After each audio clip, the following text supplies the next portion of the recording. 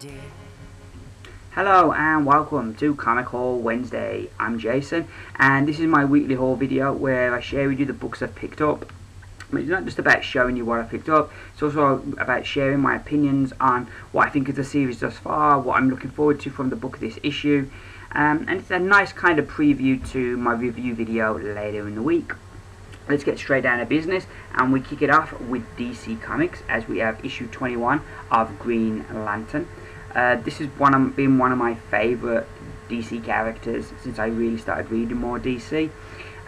First time that I'll have read the ongoing book with a different writer than Jeff Johns. I've enjoyed other work of Robert Medici. Well, I say other work, the only thing I've read of his was XMen of War, which I really like. So I'm really intrigued to see what he's going to do with this series, and it's going to be interesting to see this book in another pair of hands, and looking forward to seeing what's ahead. Then we have Green Arrow, my favourite DC character, issue number 21.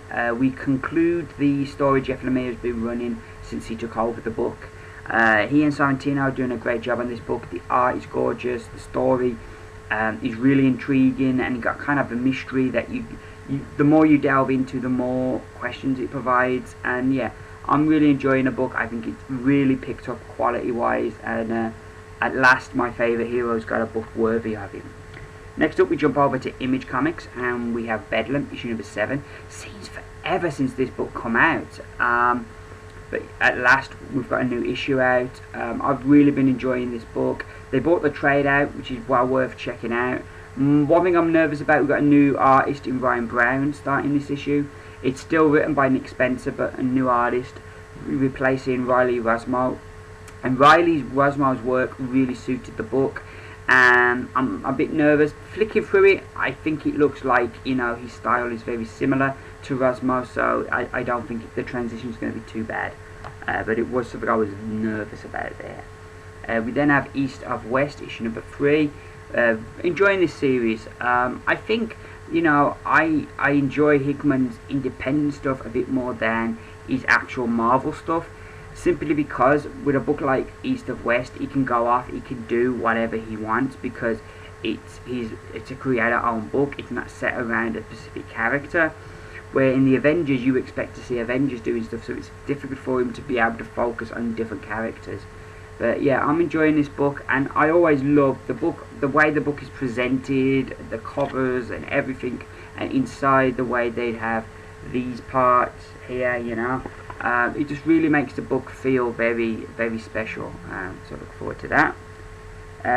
We then have, also from Image Comics and Joe Comics and Imprint, we have 10 Grand by J. Michael Straczynski and Ben Temple-Smith. Really enjoyed the first issue. I'm looking forward to seeing what's going to happen this issue, how the story's going to move on. That's going to be cool. In the back, we have a 3-page preview of the other book they're bringing out in August, called Sidekick, which is a book I'm really looking forward to. It's kind of like this young sidekick, and the main hero gets killed, so the sidekick has to step up and be the main hero, but nobody believes in him. So I do like the sound of that book. I think I'll definitely be picking that book up in August. And 10 Grand, I think first issue is really good, and I'm hoping that it's going to keep the strength of the first issue. We then jump over to Marvel and we have Age of Ultron, book 9. Looking forward to seeing how this book finishes out. We only got 2 more issues left. Well, I say 2. We've got this issue and then issue 10, and then I think there's a 10 AU or A something or other. But yeah, obviously from the covers it looks like Bad's going to have it of Wolverine, but you know, more so like we haven't seen Ultron yet, and I still think there's going to be some big twist either this issue or next issue. There's going to be some big twist with who or what Ultron is. But yeah, looking forward to this one. I've been enjoying it. I'm a sucker. I love a good alternate reality story. So yeah, I've been enjoying this. Hasn't blown me away, but it hasn't been bad either. At the moment though, it just feels very much like an Elsewhere kind of book, where it just took a place in its separate universe and doesn't seem as of yet to tie into the continuity that we've got ongoing. But still, I'm enjoying it. Looking forward to seeing what's next in that book. We then have all new X-Men issue 12. we get the first meeting between young Cyclops and Havoc. And what I'm really interested in here is that Cyclops, I don't think at this stage of his life he knows that Alex is still alive. So that is going to be really interesting for them having their first meeting. Yeah, and that's something that I'm really looking forward to. Another writer would have had loads of fisticuffs, but you know, with Bendis you're going to get some really good dialogue here and some really good emotional moments, and I'm really looking forward to this. Then we have Avengers issue number 13. I don't like that cover at all. Nothing just really stands out of it for me. It's too busy for me. Nothing really stands out at all. But anyway, this was a book I was looking at dropping, not because it was a bad book, just because it didn't have enough Avengers. Last two issues have rectified that. I'm hoping that this keeps the run going, and certainly from the cover it looks like we're going to get the continuation of the story we saw last time, which is only a good thing. And I think this one, yeah, this one's co-written again. Hickman and Spencer, Nick Spencer co-writing it. So yeah. We then have Fearless Defenders issue number 5. Fantastic cover based off of the computer game Street Fighter. I really like what the Fearless Defenders do, in that they know it's a book that could get lost in the shuffle, so they have these really standout covers that pull people in, and it's been a really good book as well inside, so it's another one I'm looking forward to. Iron Man issue 11, issue number 10 was the best of the series thus far. Kieran Gillen's just got a really good feel for the characters now. Dale Eaglesham on art has been a breath of fresh air, and yeah, this book's been really good, and I think I'm really excited for this issue, and it's the most excited I've been for an Iron Man issue for a while. Let's see where this story goes next. We then have Red She-Hulk. Past the next issue I can't find this book, so this book may be finishing, but I haven't heard any announcements or anything. I've been enjoying it. I didn't think it started off too strong, but then I thought it got good once we found out what the motivation behind Red She-Hulk's actions are. It got good. This issue looks like we got a bit of red on green violence, which is always good. And plus it's got Machine Man in it. How can you not love a book that's got Machine Man in it? Then we have the Superior Spider-Man, which I'm enjoying. What I'm really liking at the moment is our Dr. Octopus. His Achilles heel was always his arrogance, and how he'd think he'd got the solutions to everything, he'd got the answers, he was better than everyone, but he'd always miss something through his arrogance, and that would allow Spider-Man to save the day. And I like here, now that Doc Ock is Spider-Man, he's still got the same Achilles heel, that he's still making the same mistake with his arrogance, and you can see his downfall coming. And I'm really enjoying this book. I think Dan Slott's made some ballsy decisions, but I think the story itself just goes from strength to strength. Really looking forward to seeing where we're going to go next with this character. We then got Thanos Rising, which I wasn't really looking forward to it. Though I liked some of the stuff that happened in issue 2, my problem with issue 2 was just simply that I didn't find the character interesting enough or sympathise with him in any way. So that was the big problem for me for enjoying the book. I'm not expecting much from this one. Hopefully it'll surprise me, but I really wish for this one I'd have waited, because I've not... The first issue I liked because he was a sympathetic character in the first issue. The second issue he was a bit older and a lot colder, and I just lacked that emotional connection with him. So yeah, hopefully though this issue is going to be better and it's going to surprise me. We then have XFactor, and we're coming to the end of this book. This is issue 257.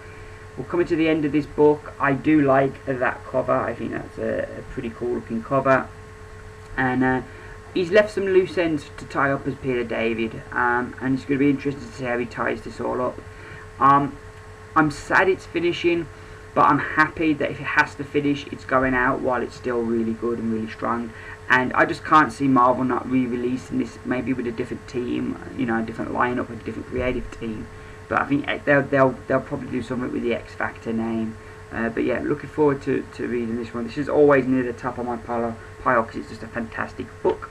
That's all the Marvel books. Lastly, and by no means, we go to Vertigo, and I don't usually pick up anything from Vertigo, But this week there a book come out that I've heard a lot about. It's Astro City 1, and yeah, I've heard a lot of people sort of be like, oh yeah, Astro City's great and this.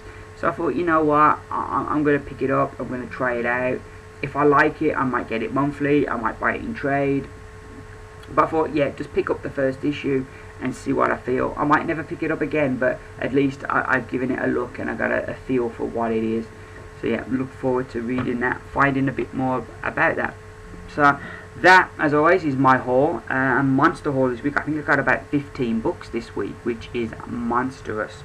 I don't like that many books. It's just a mission to read, but I am looking at cutting down, and actually I did cut some books off, as it would have been bigger.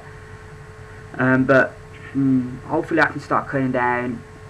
My perfect number is 8. I love 8. 8 books are really easy to get through. I get the day I buy them, I can get through about 4. Then the next day, on the Thursday during the day and evening, I can get through the next 4. So they're all done. I can record my review video on the Friday and it's all done.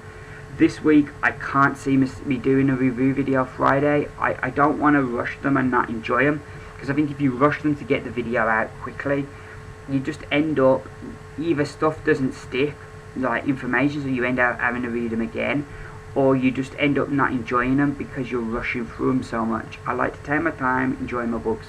So most probably, I would say, expect a review video probably Sunday. That I'd say is the working target. Sometime Sunday. But anywho, that's me for another week. I won't keep you any longer. It just leaves me to say thank you very much for watching my video. Always appreciate, people, tuning in.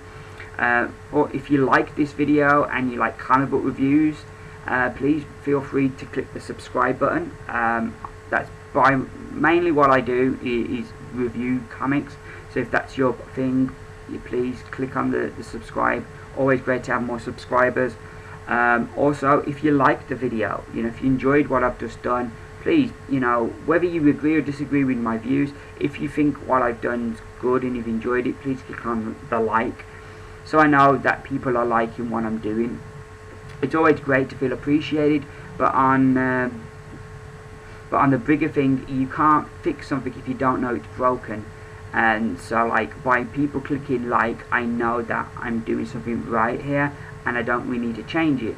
But if nobody clicks the like but I get views, then I kind of know that, well, yeah, there's things I need to fix there. So please, if you like the video, please give me the like. Yeah, I think that's pretty much everything for this week. It leaves me once more to say thank you very much for watching. I've been Jason Ardran. This has been Comic Haul Wednesday. Bye for now.